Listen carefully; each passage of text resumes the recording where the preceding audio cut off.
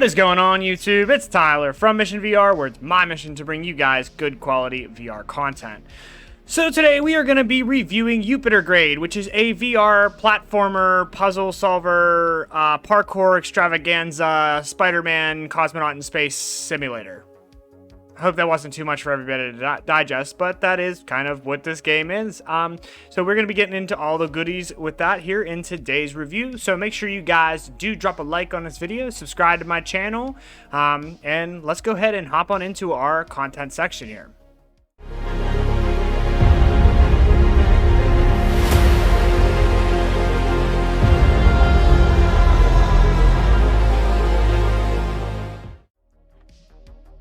So, have you ever dreamt about becoming the Soviet Union version of Spider-Man, but floating in a giant hunk death trap around Jupiter set in the Soviet Union with plunger guns instead of webs? Well, if you oddly enough have had that dream, Yupitergrad is going to get it done for you.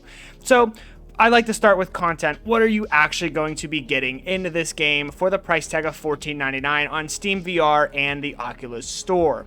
Well, what you're actually going to be getting right out of the gate is about a 2 to 3 hour campaign that is surprisingly funny and written in a way that actually keeps you pretty engaged in the game. On top of the campaign game mode, there is a time attack game mode, which gives you about 22 levels of different type of platform levels in which you're going to be going as fast as you can and completing them as fast as you can. There's obviously leaderboards and all that, so that adds a little bit of replay value there, but that's about it on the content side of things. Now, that's not necessarily a bad thing here. For $14.99, I think that price tag can be justified depending on what type of player you are. If you are a person who absolutely loves platform games, then it probably is going to make a little bit more sense to you. If you're somebody who's not a big platformer puzzler, maybe $14.99 is a little bit steep, but overall the content here I think is pretty solid. The campaign itself was actually really engaging and a lot of fun. The level design was really solid and I really enjoyed going through it, and just some of the little things that they added, the little voiceovers, just little stuff that kept me very, very engaged in the world. And surprisingly, it was actually funny at times. There was actually an entire section of the space station where my little AI said that they don't even know what this section does.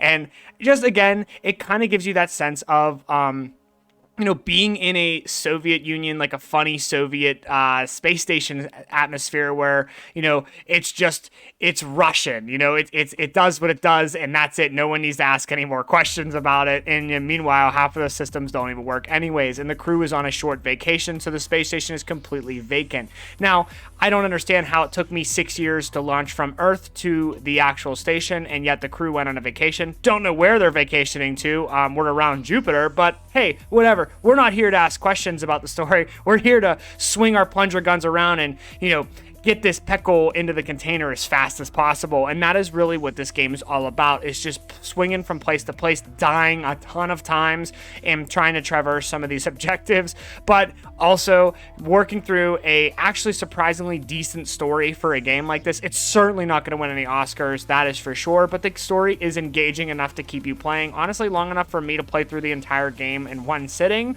which I really wasn't expecting to do. So hats off, claps all around for that. It was really, really fun time in the content section, and I think that there's enough here to kind of justify that price tag as long as you're somebody who likes platformer games. So moving on to our graphics and sound.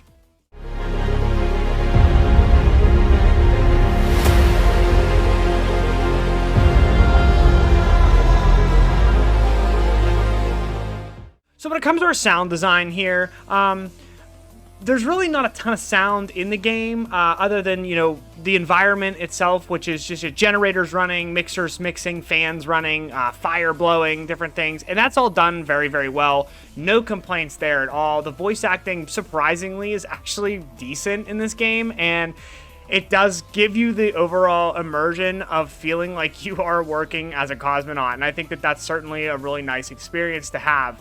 It doesn't break immersion at all. Now, where I gotta say that there's a huge highlight in this game for me was the soundtrack, which if you're playing a VR platformer where you're alone in space, traversing a space station, I would certainly hope the soundtrack would be good, and it actually blew me away in this game. It is like weirdly Russian, but like Soviet Russia / sci-fi, it just does such a good job. Like, whoever composed the music, phenomenal job on this. It really keeps you involved into the game. and just there's moments where it feels right, and it picks up at the right moment, and it's a great soundtrack. Really can't say anything bad about the sounds. Now, when it comes to our overall graphics here, there's really nothing to look at in this game. Can't lie to you on that one. It's done well with the cartoony graphics. I mean, there's certainly it's going to run great on your machine. It doesn't break your immersion because VR is like that platform where, it doesn't matter whether the graphics are cartoony or whether they're realistic, you do find yourself immersed in the world, just like I did in this game. I did not find that the graphics distracted me at all, but they're definitely nothing to look at. There's really no shadows. The environments are pretty basic, but I think that's kind of what the aesthetic of the game was going for, is that, Soviet Russia, everything is just metal, and, they're not really caring about looking nice. It's just, overall, there's really not a lot to look at in this game, but the environments do just enough to keep you immersed into the game, and I really can't complain too much about it.